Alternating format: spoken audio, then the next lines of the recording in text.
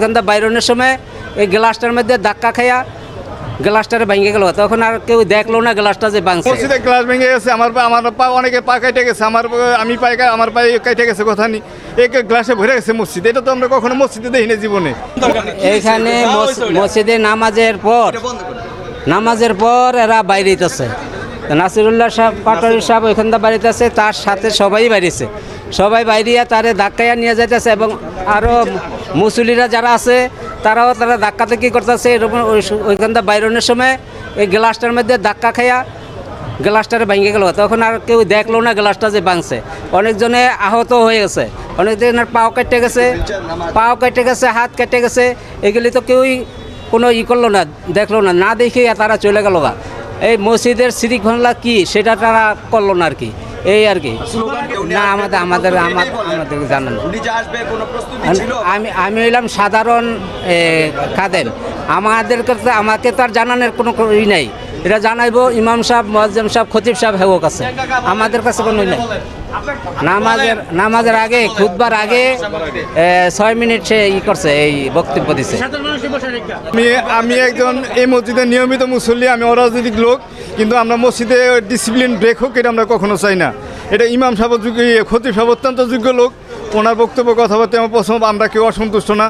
কিন্তু এই যে পোলাপান যেভাবে বাইরে হয়েছে এটা নিয়ম মতো বাইরে হয় না। মসজিদে আস্তে আস্তে হাঁটতে হইব, আস্তে কথা বলতে হইব, মসজিদের নিয়ম নীতি শৃঙ্খলাবোধ আছে, এটা ভেঙে ফেলাইছিল। বাইরেতে অনেক কষ্ট হয়েছে। হ্যাঁ, মসজিদে গ্লাস ভেঙে গেছে, আমার পা অনেকে পা কেটে গেছে, আমার পায়ে কেটে গেছে, কথা নেই এই গ্লাসে ভরে গেছে মসজিদ। এটা তো আমরা কখনো মসজিদে দেখি না জীবনে। মসজিদ থাকবো সুন্দর নির্দলীয়, এটা কোনো নির্দলীয়, আমরা নির্দলীয় মুসলিম, আমি রাজনীতি করি না।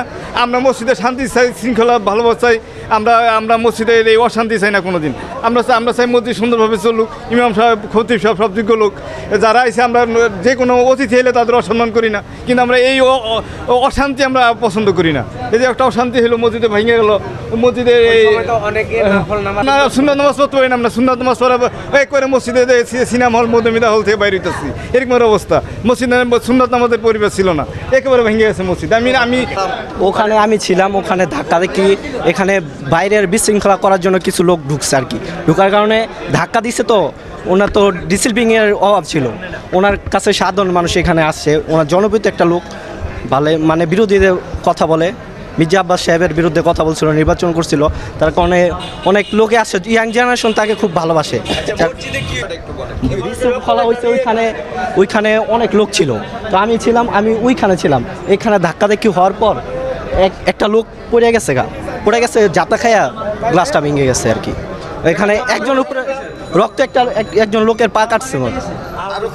অবশ্যই মসজিদের আদব খিলাফ হয়েছে, ওরা ভিতরে স্লোগান দিছে, ওনারা নারায় তাকবীর আল্লাহু আকবার স্লোগান দিছে, এটা ঠিক আছে, কিন্তু তারা কিছু রাজনৈতিক স্লোগান দিছে, তাদের এরা ঘরোয়াভাবে রাজনীতি করা, যার ঘরোয়াভাবে করা উচিত। অবশ্যই মসজিদে সবাই ইবাদত করতে আসে, মসজিদে একটা আল্লাহর ঘরে এনে স্লোগান, এটা বলছে ডাইরেক্ট অ্যাকশন কথাটা বলছে আল্লাহর ঘরে কিছু স্লোগান দিছে, যুবক পোলাবান তারা ওই স্লোগান দিছে, কিছু মায়া নেই, সব ভাঙি চুরি গেছে। মসজিদে ঠিক নেই, সবাই বলছে মসজিদে ঠিক নেই। এটা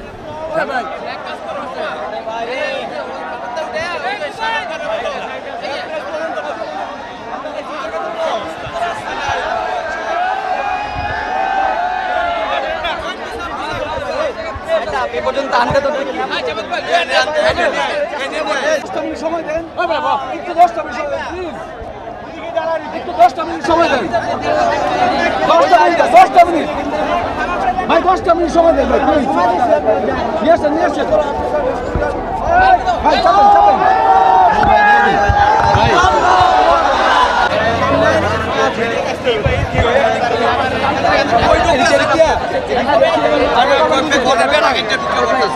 এই পর্যন্ত আসতে